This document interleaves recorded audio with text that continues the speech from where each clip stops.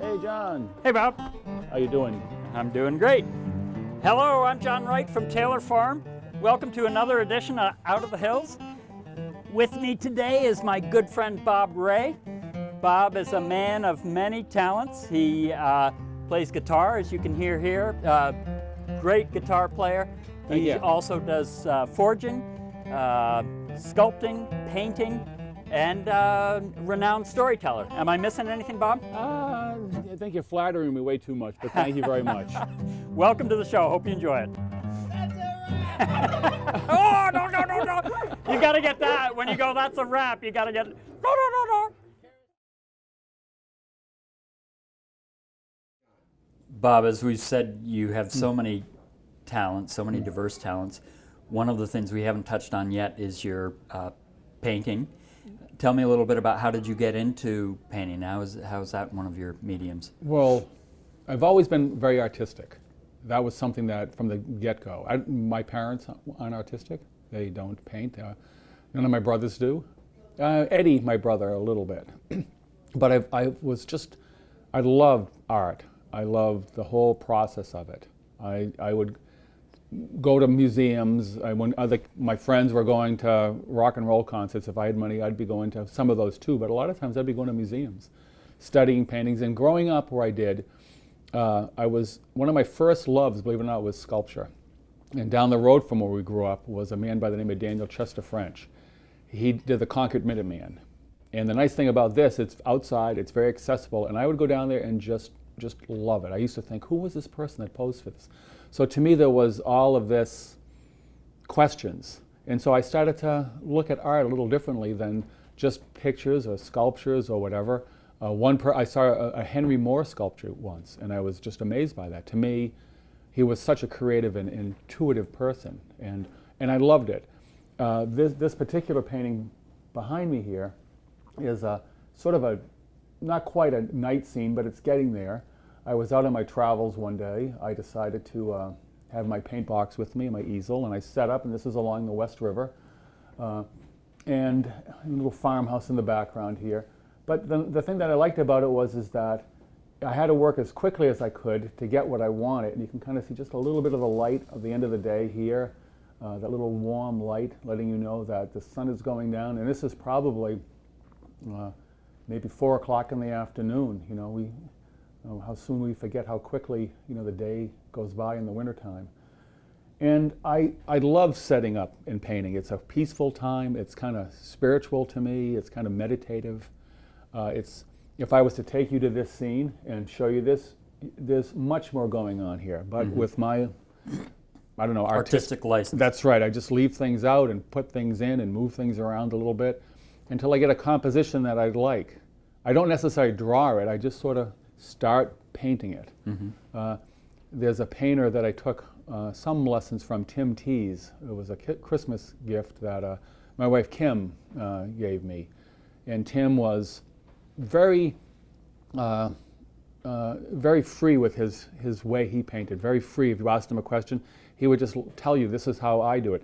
But one of the funny things is he would say, you do it. You discover this. I'm not going to paint your painting. You're going to have to do this. But one of the things that he told me that works probably 99.9% of the time, he would say, take your glasses off and squint at the scene before you and only look at 3 things. Look at the values, the relationship from dark to light. Look at the edges. Is it a sharp edge? Is it a soft edge? And look at the shapes. And he goes, if you can get those 3 things down, you'll have a cow in a field. But he goes, but don't try to paint a cow in a field. Try to paint those 3 things, and that really helped me a lot. And so this particular painting here, there's it's a winter scene, obviously, and it was very cold. This past winter was very, very cold. You can see a little smoke coming out of the chimney here. But the thing that I liked about it is when I go out and paint, I just focus on those three things. And so the clouds, the mountains, the house, the river, to me, all it is an edge, a shape, and a value. And that's basically how I paint. And I only use three colors too: red, yellow, and blue, a brown to get some darks, and white to tint it, lighten things up. Now, how do you physically do a painting like this? You do a very rough preliminary sketch in the field and then take it back to a studio to work on it, or? No, this was done all on location. And how long did it take you to do a piece like that? Several hours? Yeah, they usually average about 2.5 hours, 2 hours. It all depends how cold I get and how dark it gets. If I allow myself the right amount of time, if I allow myself to be there, I leave my cell phone, so it's not ringing and things like that, and I can be right here, then I can usually get them done fairly quickly. One of the things that Tim taught me too is that there's no such thing as like color. You see it color differently than I see it. But there is values that are accurate. And so he would say, sometimes look at the white of the snow. Don't just go from black and white and mixed colors. Try to look at it and see what's there.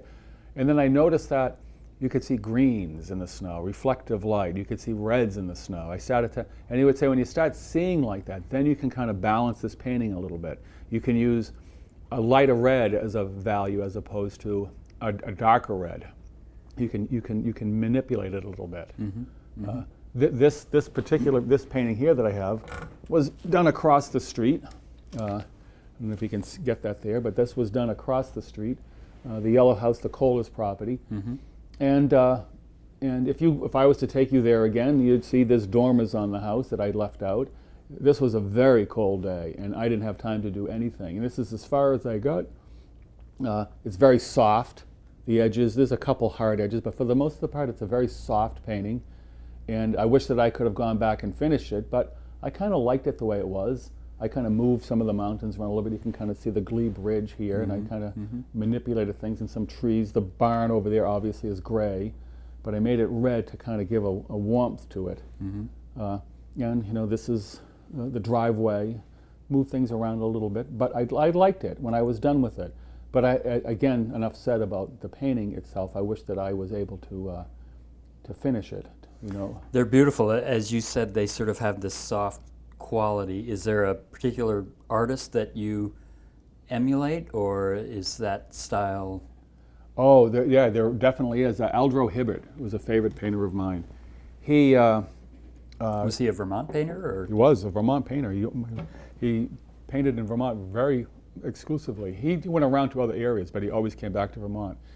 He painted up here in the 30s to probably the 50s, maybe the later 1950s.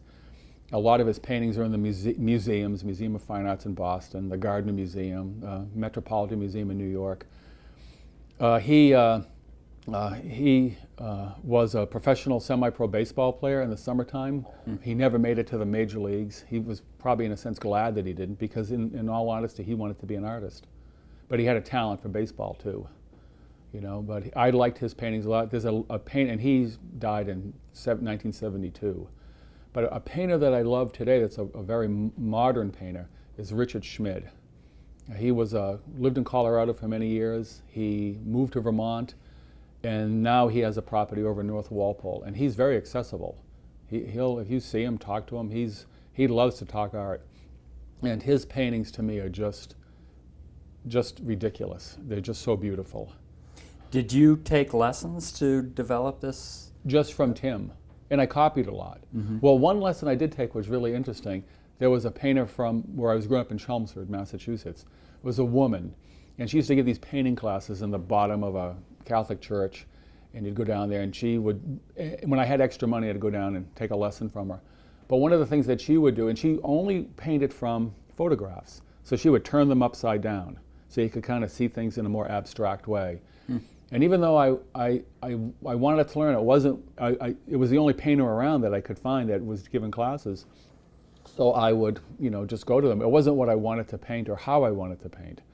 I use photographs for maybe a reference. If you know, today with cell phones, I mean, it's so easy, but it takes something away from me.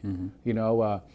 You want to be in the experience, in the moment. Yeah, this whole moment is like a 2.5 hour period. A photo is like 1 second. Right. And That's and even a good point. Yeah, and so a lot of times, when I went to the Farnsworth Museum, and I saw Andy Wyeth's paintings, you're actually looking at about a 5-hour period of time, and you can see sometimes the shadow The on lighting this is is moving. Yeah, you can really see that. And even though he was such a realist, I mean, he was so very almost photographic, it has nothing to do with the photograph at all. It's very different. If you can almost feel the time moving, slowly the shadows, and you can see that in his paintings. And that's what he even said that. He wanted you to see that. He almost wanted you to hear it too, and you can. In some of his paintings, you can actually hear things happening, and he had that quality. And he did the same thing that Tim told me. He said he just squinted his eyes, and if there was a bucket of blueberries on the table and something moved him to paint it. One of the best paintings I've ever seen in my life was a painting of dead leaves and a frozen puddle. And it's just, oh my God, if I could own an Andy Wyeth, that's the one I would grab. Just a spectacular painting. And who would paint dead leaves in a frozen puddle? Andy Wyeth did. Right. You did a wonderful little painting for me here of the farm, and one of the things I love is you took this perspective from up by our big barn, looking down past our cheese shop toward the farmhouse. And it's not a perspective that would necessarily stick out in your mind, but the way you captured it was just wonderful. Yeah. And it really captures the essence of the farm in a very, very sweet way. Well, a lot of times you don't know when something's going to strike you. And so I was walking around and was looking, and because, you know, to me the farm here has so much happening to it, you know, with the horses and the tractors and the architecture and stuff. There's so many interesting angles, and there's so much that you can paint here. So that particular day I was walking and I was like, oh, I'm not getting into this. Then I came down along the barn, and I was mostly just looking at the animals, you know, and then I turned to come back down, and I saw this light, the afternoon light coming, and I just couldn't paint that fast enough. And it was so funny when I showed it to Rip, and Rip loved it, your nephew, and he really loved it. But he said, "Oh wow, where's the chickens?" And I always wanted to get the painting Go back back and put some chickens in. Or the turkeys that are outside. Too late.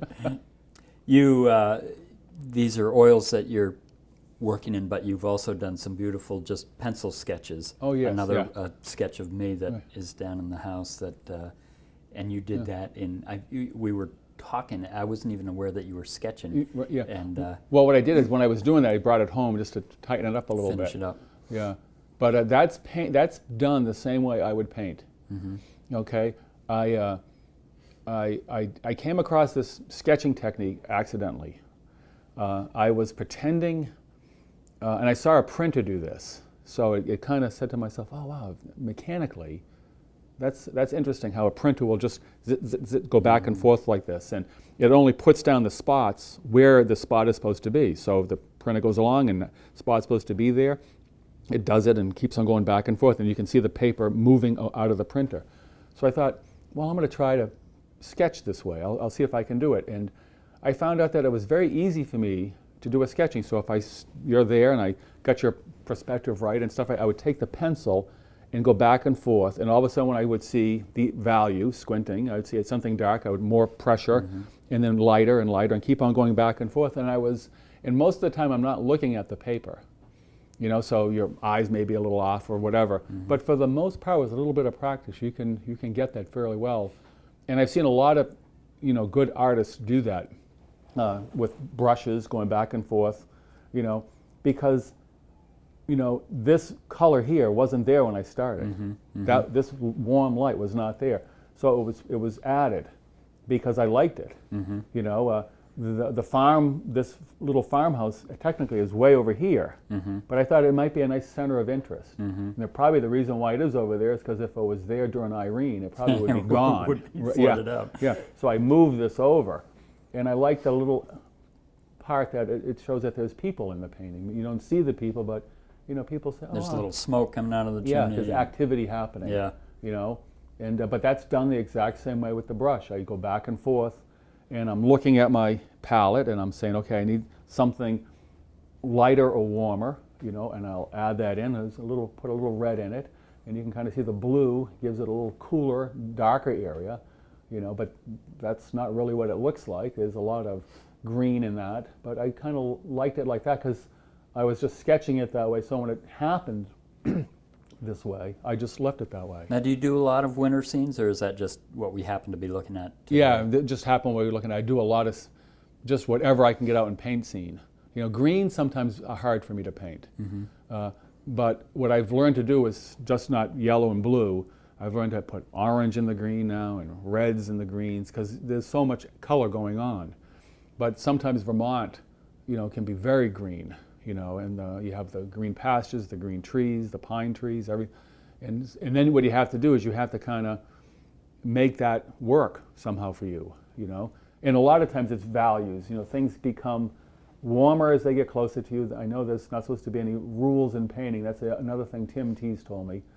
But as things come closer to you, they become warmer, they become more detailed. Things way off in the distance are more fuzzy. Fuzzy and atmospheric. And so that's something that you can use to your advantage too. And there are colors that, if you look down at certain colors, you can make a kind of a mauvey, bluey, reddish, and that'll automatically go into the painting. If you add a little warmer red to it, it'll come forward. It automatically does it. So you can use those tricks to your advantage. But basically, it's just drawing with the brush. But not like drawing. I mean, kind of drawing with the brush. Like, where does this edge stop? Where does it start? And seeing it like that. And how long would it say it took you to develop that talent? Well, I'm Years. still developing Yeah. it. I knew you were going to say that. Yeah, that's something that I can't say. You never get to the end. Well, you do. Yeah. Eventually, it's going to end. But I mean, like, you never get to the end. You can't say, oh, I've The end learned of learning. all I've learned about Sure. painting. I can't, Sure. because this scene will never exist again. It's only there now in that moment. You captured it. Right, and this here, that cold winter day, I can't finish this painting. It's gone. It's gone now. Yeah, Yep. that's right. So you're out there and you're cold and you're kind of, but something happens all of a sudden. The coldness leaves you because you're into the painting. You're focusing on something that's not the cold, and you're being drawn into this. And then all of a sudden you stop painting for a second. Then you realize, oh my God, it's freezing out here. I have gloves and I have. You weren't even aware when Yeah, you were... for a little while you're not aware. Yeah. Yeah, that happens quite often with a lot of things.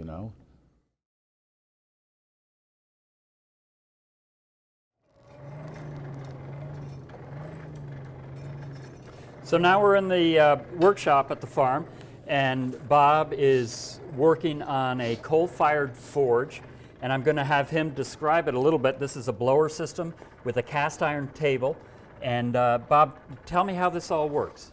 Well, it's actually pretty simple. The coal itself is just a bituminous, light smithing coal. You used to be able to find this stuff all over the place. Vermont actually had a ton of places that sell it.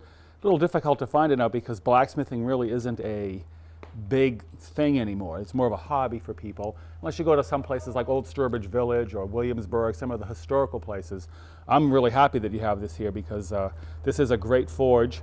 And so we use the coal as a fuel and we have to get air into it. And this is a blower like you were describing. You crank it, it feeds air into the bottom of the fire pit, which gets the coal nice and warm to actually heat up a piece of metal, as you can see here. It'll heat metal very quickly. It'll actually, you can braise in the fire, you can forge weld in the fire, you can use the fire pot, the fire as a pit for if you wanted to do any type of castings. I've casted pewter on here before, I've casted aluminum. Now, what is casting as compared to forging? What's the difference? Well, with forging, you would use a hammer and an anvil, like You want to demonstrate that? Yeah, I will in a second. Okay. Yeah, that'd be good. So we have an anvil here and a hammer, and there's only like 7 or 8 different techniques for forging. Tapering, bending, twisting, drawing out. There's just a few, but what you do is you implement them in such a way where you can produce a piece of ironwork. You can use it to make something that's a utility piece, like a candle snuffer or a candle holder, or you can also do it to be somewhat artistic, too. So with casting you need a mold. You need a top and a bottom, or a cope and a drag are what they called.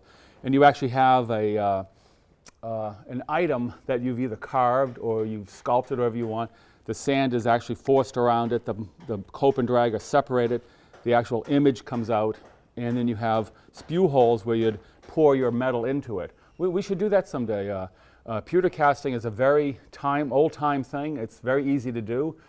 People love to see it. They're very amazed at the detail you can get, and they're very amazed at how wonderful items, what you can get out of it. Spoons were cast pewter spoons were. So what we're doing here today is strictly forging. Would forging be an earlier, casting probably came after forging was casting developed. came much later. When, how old would you say this table is? Any guess? Well, this is actually cast. Okay, believe it or not, this is a cast iron forge. Okay, these parts are all cast. Okay, so, but what forging was done a long time ago was usually just done with like a stone type of a pit. And they actually you have an old blower up there. There's an old blower. Attic, we didn't have this type of blower. There was actually a bellows. And the bellows, so they made these forges a long time ago out of brick, stone, or whatever they had. Now, these are actually this is pretty modern. Probably late 1800s, maybe early 1900s, I would say. So this is, in all honesty, it's quite new. So talk about the significance of forging, the ability to make some of these hand tools that you see here. What was that like for, primitive people coming into this country? Forge, I would imagine, would be one of the first businesses that might be set up in a community. It was probably, the community was built around the blacksmith shop, the wheelwright shop. Then came the milling for lumber. Some of the first forging that was done was very, very building materials. Nails were some of the things that were done. Strap hinges. You can go to very old homes, and if you find an old, foundation, a stone foundation, you can still look around and you can still find old nails and things. I mean, they're still laying in the ground. There's old strap hinges that you can find on, actually some of the old barns around here that aren't even strap hinges that we have in here. Like this particular piece here is a beautiful example of a wrought iron strap hinge. It's remarkable to think that these were made, and they're very artistic, but they were just made to hang a door on, And so the blacksmith was quite a useful person in the village. The blacksmith became quite a revered type person. Today, like I was saying, it's mostly a hobby type thing. Like this particular piece here was just a doorstop that I made. Kim wanted a doorstop, so I found an old piece of flat steel. I just took a hammer and chisel to it until first I drew on it, took a hammer and chisel, and just made this rooster for her. Then I threw it in the fire and I started to draw out the tail, and took a hammer and I started to fuller in, punch out these details for it. So I gave it a little bit more detail. And this is just one example of artistic blacksmithing. So describe that a little bit. As you work a piece, work a piece of metal, you've got to get it to just the right heat, and you've got to hold that heat for long enough to work it. Right. And in a fairly quick period of time, that metal loses temperature, and then it becomes unworkable, and you've got to stick it back in the fire. Right, we put it back in the fire. The metal becomes more like a malleable substance. It's almost, a good way to describe this is almost like clay. When I used to give like little classes and demonstrations, I would give people like a block of clay. And I would say, if you can, whatever you can make on this block of clay, you can actually do the same thing on the forge. Only instead of using your fingers to mold it or move it, you're going to be using the anvil and the hammer to do that. Do you want to mess around with that piece a little bit and strike it and show us? Well, I've already been tapering it down a little bit. This is just a piece of flat stock, round stock that I just found that you had over there, so I just put it in here. And so the end has been tapered down. Okay, that piece there was drawn out, tapered, and then in the process of tapering, you actually get a square corner. You get square edges. So then I just put this on the anvil and I just slowly round it over. Yeah, round it over the edges. And you can see, even as we've been talking, this is lost temperature. Yes. And would no longer be workable at Right. this stage. No.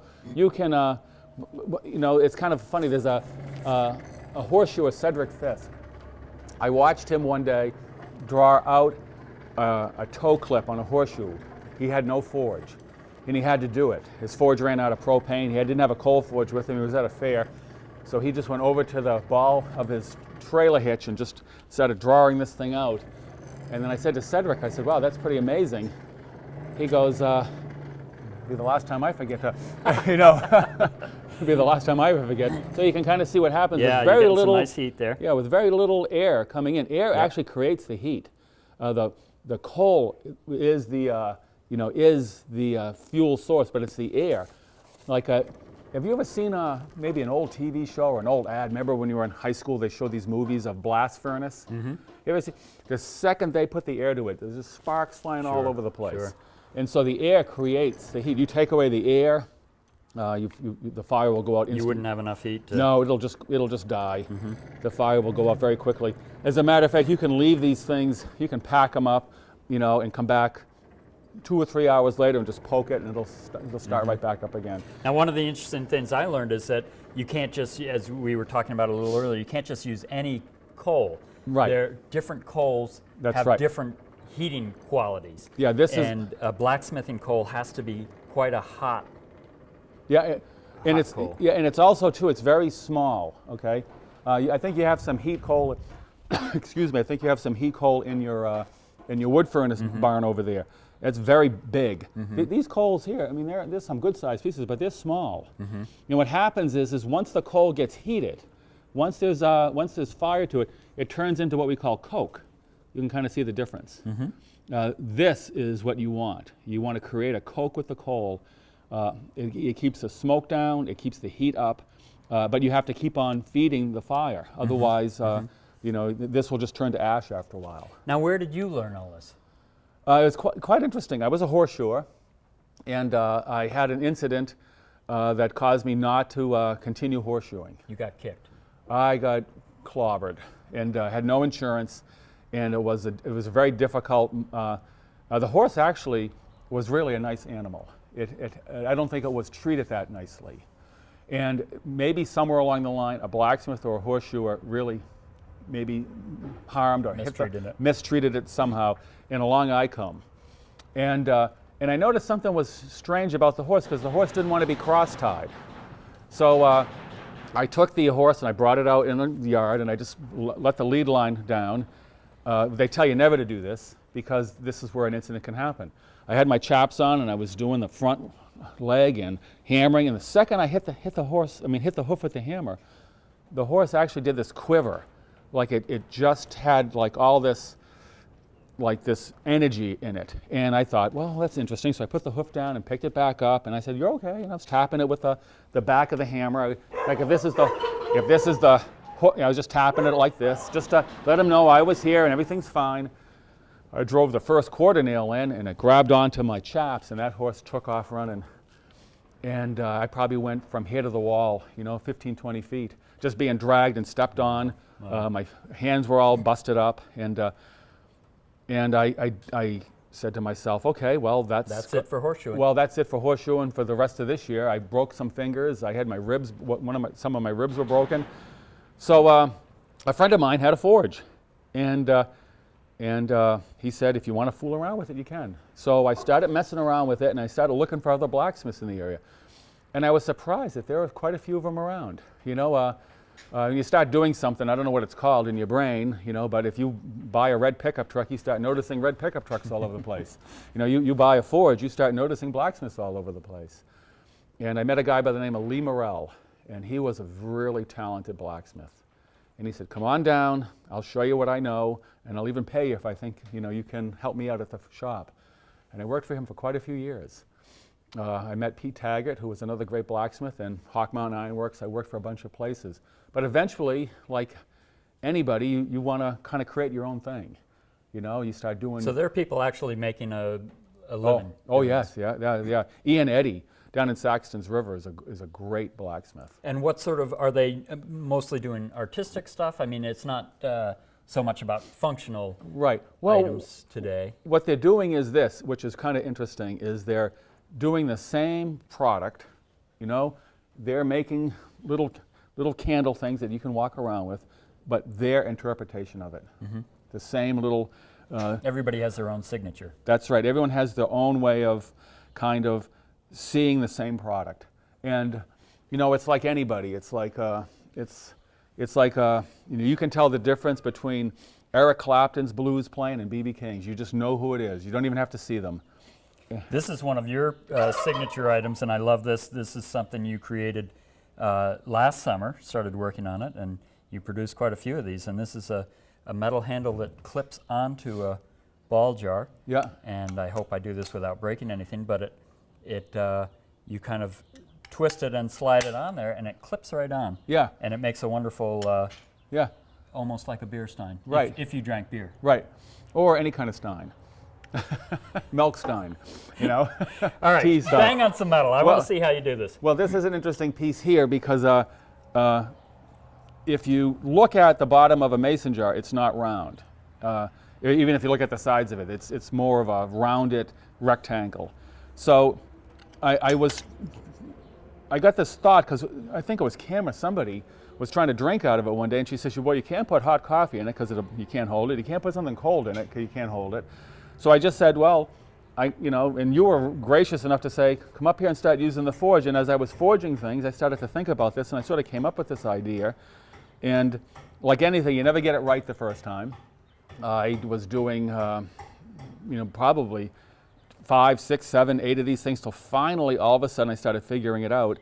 Because along the way, it doesn't make any difference what you're doing. If you're practicing scales in a piano, along the way, the wrong is telling you what to do right. Mm-hmm. It's kind of teaching you. And some people get it quicker than others. It took me a while to get it. Some people get it after one time, but the wrong is telling you like what direction to go in. And so eventually I said, oh wow, I got it. Now I know what to do. I wish we had the time to show making one of these in full, because it's pretty fascinating. What I've messed around on the forge a little bit with you, and what I find the most difficult is not making an individual turn, but figuring out the sequence of events here, because you have a scroll here, you have a bend here, you have a bend in this handle, you have a flare here. You have many different techniques that have been employed to create this one piece. And doing them in the right sequence can have all the effect on the outcome of the product. Right. And one of the things, that's a good point that you brought up, it is very sequential. You can't, like, we'll take I used to make my own tongs. You can go to any farrier supply store, a blacksmith shop, and you can buy these things. They're quite expensive because we don't have a large quantity of these things being sold. It's not like whatever. They're not mass produced. Yeah, that's right. And so the one time I actually had to make myself a pair of tongs, I spent probably all day out there in the shop trying to figure out how to make a pair of tongs. Till finally, I looked at it and I said, okay.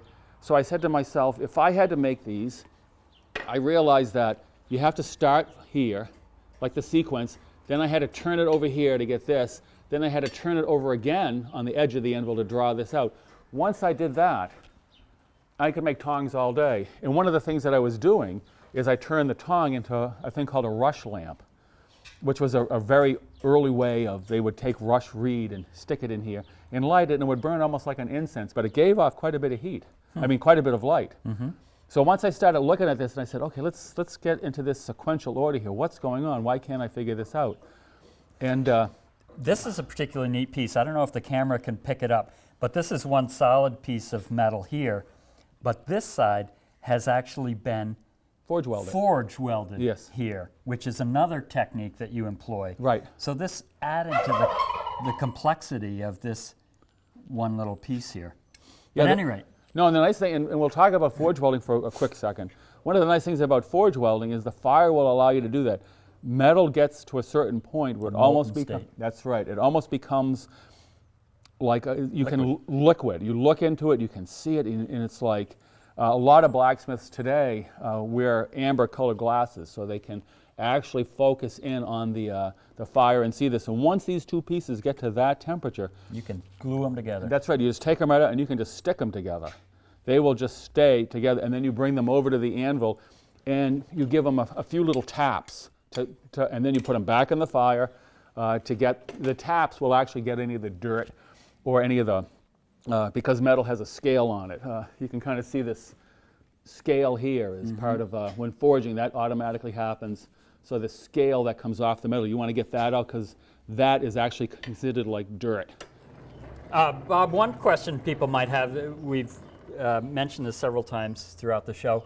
Explain the difference between a blacksmith and a farrier. Well, it's pretty simple. A farrier shoes horses. A farrier manages the horse's hoof, trimming it, cleaning it out, keeping the, whatever, but basically shoeing a horse is a farrier. Farriers also too make their own shoes. A lot of draft horse farriers will make a shoe. So a farrier could be a blacksmith, Right. but a blacksmith not necessarily a farrier. That's correct. And a blacksmith is someone who makes iron products. And they also too do other things besides just make iron products. They make their own tools. A farrier will make their own tools sometimes too.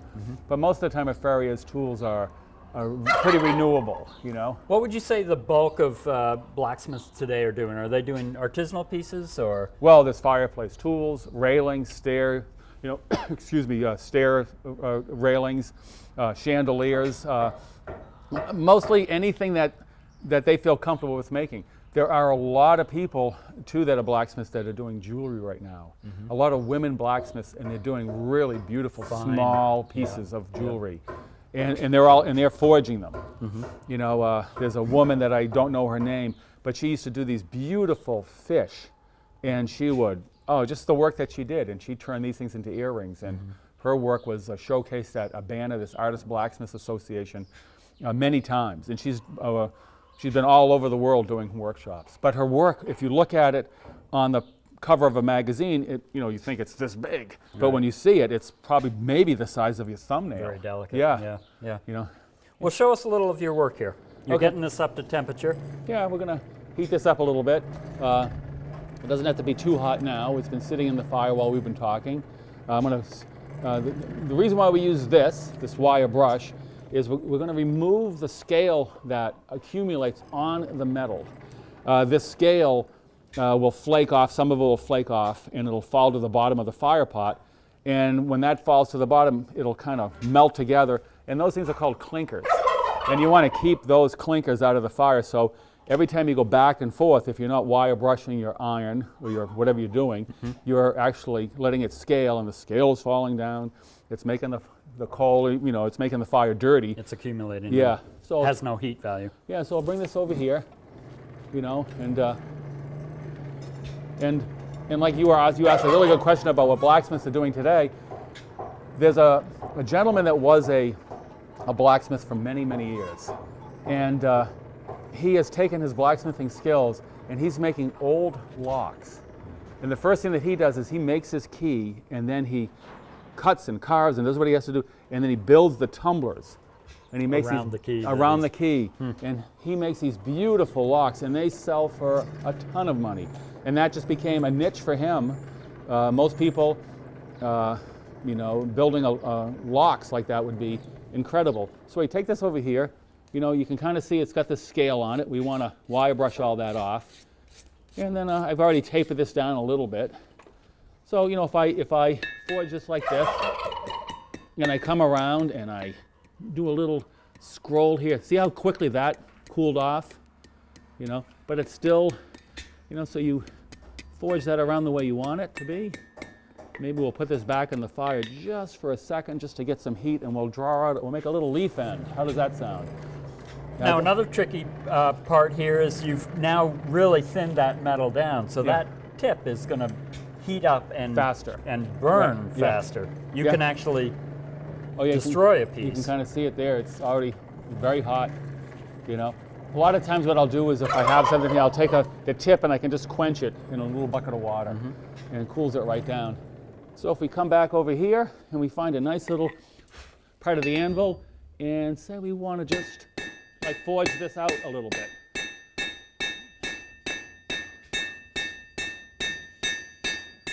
The ball peen actually helps me, and you can kind of see it very, very easy to get a nice little leaf Beautiful. end. Yeah. Beautiful.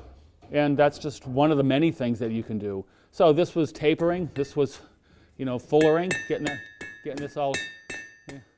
And you can do some really remarkable things with just very simple, very Another example of what you're starting there. Right, very, it's kind of nice. You can turn that into a hook if you want. You can, get a set of tongs here, back to these tongs, this will hold this. You can draw out the other end, cut this off in a hardy, draw it out, bend it around, turn it into a little hook. Hardy, what's a hardy? Okay, we have a hardy right here. These are tools, anvil tools is what they are. This will maybe dress this up a little bit one of these days. But these anvil tools fit in this hardy hole, this square hole here. The reason why it's square is so it doesn't turn. Here's another hardy tool right here. And what happens is what this one is, if I wanted to cut that metal, I could just come over here, heat it up, hit it a few times, get it to where it'll just snap and break. And then I could do whatever I wanted to with it. Turn it into a hook, turn it into whatever I wanted to do. Mostly this right here, this little piece would make a nice little hook. I wanted to show another piece that you did. Some of what you've been demonstrating here is a little bit crude, but forging can be extremely delicate and refined. This is a rose blossom that you created, and I think you told me it was for a series of roses on a iron fence or iron gate. That's correct. Actually, the gate was it was a welded aluminum gate.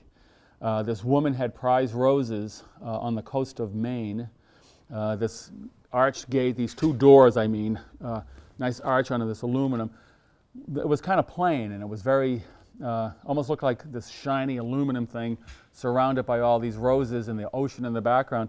So the husband wanted to surprise her, and so he said, "Can you forge roses or make roses?" And we said, "Yes, we can definitely do that." In order for the rose to stay as beautiful as it is, we decided to do it out of a sheet of bronze. So this is bronze here. And the reason why that is that if it's made out of iron, it'll rust and look awful. But the bronze itself will patina naturally, and it'll look really beautiful. So if you want to demonstrate a love that will last, you give it in bronze. That's right. Yeah.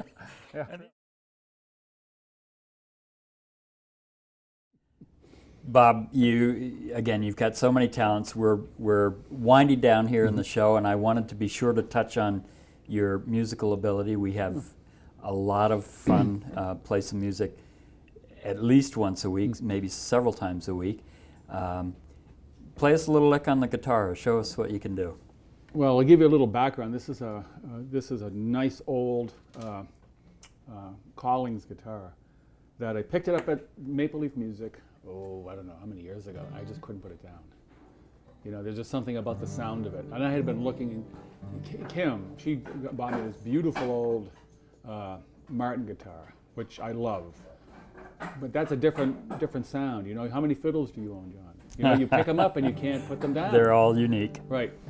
And then I took a workshop with this guy, Robert Schaefer, down in West Virginia. Remarkable musician. We were outside playing one evening. He gave everyone like a 3-hour time, separate time. Like you just got him for 3 hours. So one evening I was outside playing in a beautiful West Virginia evening, and I said to Robert, I go, I would love to play like you. You know, I think it would just be so nice if I could play like you. And Robert stopped playing the guitar. He just stopped playing. And he said to me, he goes, Bob, you're never ever going to play like me. And at first I was a little hurt by that. I go, I'll practice, I promise. And he goes, no, you're never going to play like me. He goes, you see, you got to learn to be yourself because everyone else is taken. And I was like, I love that. You know, so, and that's how I kind of approach the guitar now. I try to play mostly for people to enjoy it, but I also try to play it so I enjoy it. And if I'm enjoying it, then I kind of get the sense that everyone else will. But let's see what we can do here. I was kind of thinking, I didn't really have a song in mind, but I'll see if I can do something, you know. More of a kind of a bluegrassy type song, you know. I get the the little bluegrass licks. You know. So, How about a little Doc Watson? Yeah, we'll do a little Doc Watson. This is actually I don't even know who wrote this song. I know it was recorded by Doc, but I don't believe anybody really wrote it. I think it's just one of those old-time songs, you know. It goes, well, I told the whippoorwill, I told the daffodil just how pretty you smile. I told them all about you. I told each little bird every single word you say makes me smile. I told them all about you. I told the moon, told the stars, all those, something above, the way you roll your eyes and how you love. Each little honeybee knows it's going to be a honeymoon for two. Yes, I told them all about you.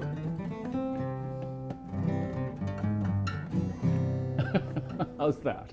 Thank you, Bob. I think that's a great place to end this. Thank you so much for taking the time to talk with me. Oh, John, and it's been my pleasure. Thank you all for watching the show, and we'll see you again next segment. Thank you, John.